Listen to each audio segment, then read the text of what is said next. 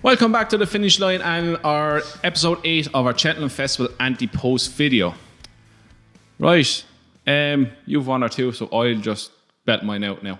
So mine is for the Ballymore Novice Hurdle, and it's King Roland at 20-1.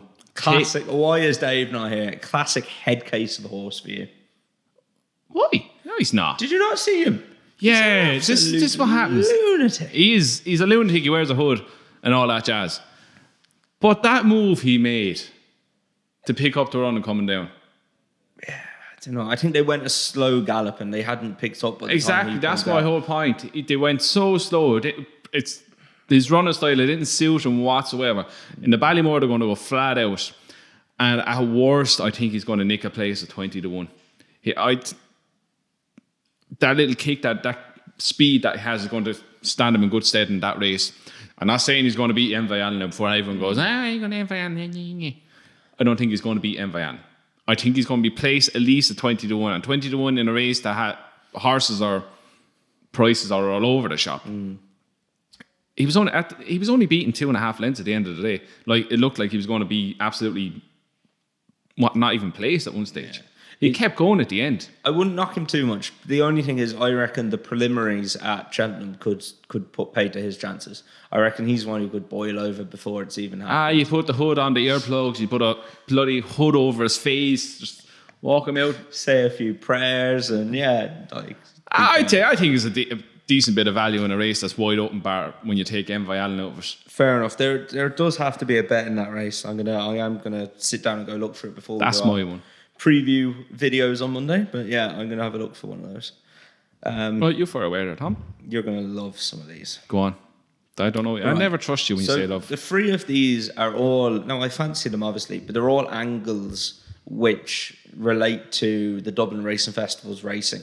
Hinted on it in our last video. The first one is Henry de Bromhead's Aspire Tower. He's 11-2 with Betvictor for the Triumph, which I think is already quite a big price in a race that, All Mankind, he's looked good, but Goshen, I just can't have it all. No. He just jumps to his left and does everything wrong. He's going to be clear favourite after the weekend. I think he'll win at the weekend. He's 4-7 to win at the weekend. As we said, this is bookmakers' silly time. Like any horse that does anything, they'll cut it for Cheltenham. They don't seem to push them out too much. But if they win, they'll cut them. He's 11-2. If he wins at the weekend, he's going to shorten in price. Mm-hmm. So get your bet on now, lads. I think if you think he'll win at the weekend, I do. I'm going to have a few quid on that. Get a little double in. You might get a pint or two more. Yeah. We done it last year with Classical Dream. You did what? The double. Remember to win the Dublin Race Festival and win the Supreme Novice. He was 6th to win the Supreme Novice, but he got 25s to win the weekend. Yeah, look out for all those specials, guys. If you think there's a bit of value there, go for it. Yeah, if you can get on. My next one is Fakir D'oudairies. Yes. Who is 12-1 for the Marsh Chase. Now, this is all based around, as you'd have heard in the previous video, this is based around the theory that he might step up in trip and go for the Marsh Novice rather than the Arkle. If he does that, he's going to be short than 12-1. 12-1's a great price. Yeah, I think he'll probably go for the longer distance race. I'd go as far to say this: if he's declared in the longer distance race at the Dublin Racing Festival, he'll be a shorter price. Yeah, I agree with that. I think they'll cut him in straight away because it'll signal an intent that they're going to go for the Marsh and rather than the Arkle. So I would have a couple of quid on him. 12-1 with Paddy Power and Ladbrokes. And my third one is a horse I love so much. But he actually falls into the numbers stack up on this horse now for me as well, right? A Plutard is every video. Every video. Imagine if this actually wins. Like, I think if it comes to the second last of the champs, you're just gonna have to record me. I'm going to get you a big t-shirt with a love heart on and have to do with Tom. And I'm just so all over this horse. I love him so much. He's running the weekend. He's running the 2-mile race. I don't know. You look back at the last day, I thought he was way too slow to beat them. He pricked his ears. He did it well in the end. He did. He did, in fairness to him. That's why he's going to run the champion. I think he will get beaten at the weekend, and I think he will be placed. You hope he gets placed. I think he'll be placed, but he'll run a really nice race again. Hopefully, he's not going to be far away. He's always been leaning to the Ryanair. He's had a champion. He's had 2 champion chases, and he's said like this lad doesn't remind him of a champion chaser. He reminds him of a horse who wants a bit further. And they've always thought he wanted a bit further. So I'd say I'm 80% sure he's going to go for the. Maybe 85% sure he's going to go for the. That's the most confident thing you said all day. It is the most confident thing I said all day. Yeah, I'm 85% sure he'll go for the Ryanair, right? So he's 6-1 best priced with only a couple of bookies for the Ryanair. Mm-hmm. You can get 5-1, no non-runner, no bet with Bet365, Sky Bet, and 888 Sport. That's not bad now. That's. So I'm interested now. I'm interested. Literally, I think he's only 6-1 in the place. Yeah. Right. So you're taking a point shorter. I'm pretty certain he'll run in her anyway.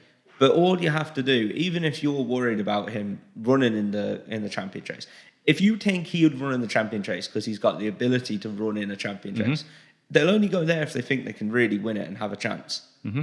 You must think he's got a chance in this because this is not a good race. No, this Ryanair is not a good race. I really think he has a really good chance of winning the Ryanair now. I was crabbing the living daylights on the start of the season, but I first admit when I'm wrong, and I was wrong.